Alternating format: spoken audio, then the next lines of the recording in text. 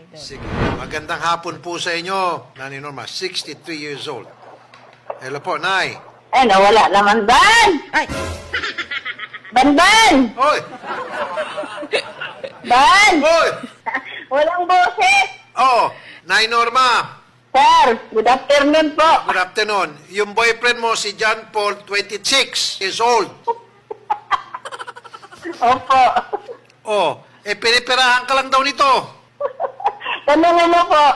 Anong nagustuhan mo rito?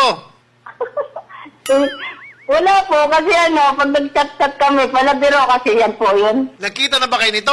Hindi pa po. Wala pang nangyayari sa inyong dalawa. Ang layo, sir. Manila at Davao.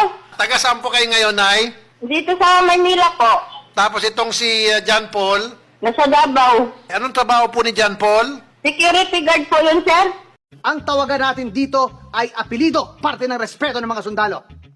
Castro de Guzman. Ngayon, ano ang pangalan mo? Sir, pwede po bang first name na lang po, sir? No! That is so unprofessional.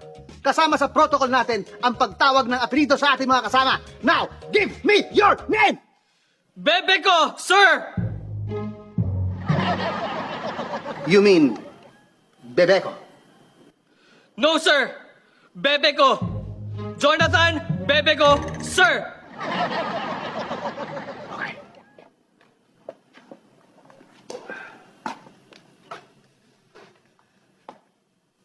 Bumalik muna kayo sa inyong mga pwesto. Castro. Sir! De Guzman. Sir! Jonathan. Sir! Maria, gusto kong maging maayos yung trabaho mo. Ayoko na nakakakita ng mga alikabok at dumi. At kapag nakasira ka ng gamit o nakabasag ka, ikakaltas ko yun sa sweldo mo. Maliwanag ba? Opo. Madam, kapag sumasagot ka sa akin, palaging may madam. Opo, madam. Good. At ito pa ang pakakatandaan mo, Maria. Ayoko sa katulong yung madaldal, chismosa at pakialamera. Kaya itiko mo yung bibig mo. Ayoko ipinagkakalat mo sa mga tao dito kung saan kita pinulot, kung ano ang dati mong trabaho at kung ano ka. Naiintindihan mo? Opo, ma'am.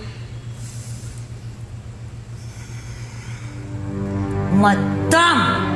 Opo, madam.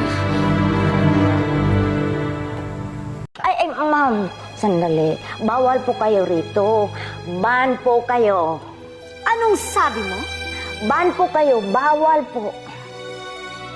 Banned ako? Opo. Then spell banned. Ban.